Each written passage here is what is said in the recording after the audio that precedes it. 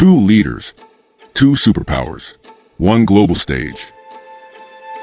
When Donald Trump and Xi Jinping collide, it's not just about trade or tariffs. It's about ego, power, and the future of the world order. This is Xi versus Trump, the rivalry that defines our era. To understand how we got here, we need to step back. For decades, the United States and China have shared a complicated relationship, part partnership, part competition, and lately, a full-blown rivalry. The U.S. has been the dominant global superpower since World War II. China, meanwhile, has spent the past 40 years rising from poverty to become the world's second-largest economy. Together, they make up almost half of the world's GDP. They trade billions of dollars in goods each year, depend on each other's markets, and yet neither side fully trusts the other. When China joined the World Trade Organization in 2001, it unleashed a manufacturing boom that changed the planet. The U.S. got cheaper products and higher corporate profits, but it also lost millions of manufacturing jobs. Over time, frustration built in America. Politicians accused China of cheating the system, stealing technology, manipulating its currency, and taking advantage of open markets. Then came Donald Trump. In 2016, Trump campaigned on one message above all: America is being ripped off. He promised to take on China, and he did. By 2018, the U.S. and China were locked in a historic trade war. Tariffs, counter-tariffs, threats, and retaliation. Billions of dollars in goods caught in the crossfire. Trump called China a currency manipulator and an economic abuser. Xi Jinping, calm and calculating, responded to official channels, never showing weakness, never losing face. This wasn't just a trade dispute. It was a duel of egos. Trump's style is bold, brash, and theatrical. He negotiates like a prize fighter, throwing punches, boasting of wins, demanding loyalty, and constantly seeking a headline. Xi's style is the opposite, reserved, patient, and methodical. Where Trump thrives on chaos, Xi thrives on control. But make no mistake, both men share one trait: they hate losing. Every meeting, every handshake, every statement between them became a test of dominance. Trump would claim victory before talks even began. Xi would reply with quiet firmness, refusing to yield. Each leader knew that appearing weak, even for a second, could have political consequences back home. Underneath the showmanship, the issues were real and serious. The first front of the Trump-Xi conflict was trade. Trump's administration slapped tariffs on hundreds of billions of dollars worth of Chinese goods, arguing that China's state-run economy, forced technology transfers, and intellectual property theft were hurting American workers. China hit back with tariffs on U.S. soybeans, corn, and machinery, hurting American farmers in key swing states. The global markets shook. Companies scrambled to adjust supply chains. Then came technology, the new battlefield. The U.S. imposed export controls on advanced semiconductors, worried that China could use them for artificial intelligence and military applications. China retaliated by threatening to restrict exports of rare earth metals, the critical ingredients used in smartphones, electric cars, and defense systems. Both sides were sending the same message: we can hurt you if we want to. The rivalry grew to include everything, from TikTok and Huawei, to spying accusations and even fentanyl trafficking. The U.S. accused China of letting chemicals used to make fentanyl flood American streets.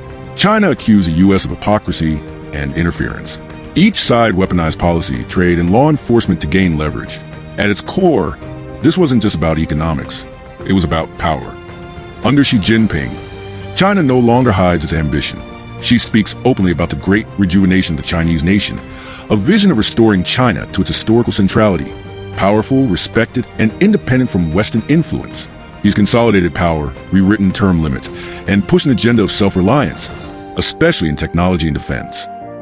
The U.S. still dominates global finance, technology, and military alliances, but China now leads in manufacturing, rare earth processing, and sheer economic scale. The two countries depend on each other, yet constantly undermine each other's trust. That tension spreads across the world.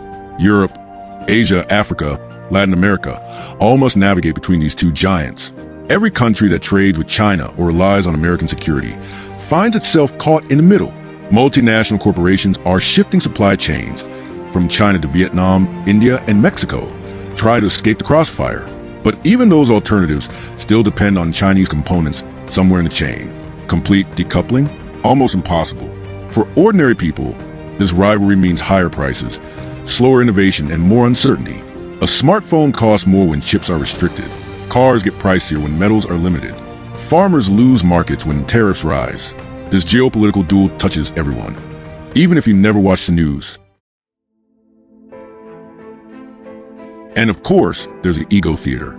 The handshake that lasts too long, the delayed greeting, the forced smile. Every image of Trump and Xi together is analyzed like a chess move. Who walked in first? Who spoke last? Who smiled wider? Even body language becomes propaganda. Behind all this theater, though, lies the cold calculation of two systems fighting for dominance. Trump wants to prove that hard pressure works. Xi wants to prove that China can rise on its own terms, without bending to Western rules. Neither will easily back down. So who's winning? In the short run, both can claim victory. Trump gets headlines and campaign talking points. Xi shows strength and national pride. In the long run, China might have momentum. Its economy remains vast, its people resilient, and its government unwavering. But the U.S. still holds the edge in global finance, alliances, and technological control. For the rest of the world, the message is clear. Don't pick sides too early. Countries are now hedging, making deals with both powers, avoiding permanent allegiance. The future global order might not be led by one superpower, but by two, or even a fragmented set of regional powers, with the U.S. and China as the biggest players. So where does this story go next?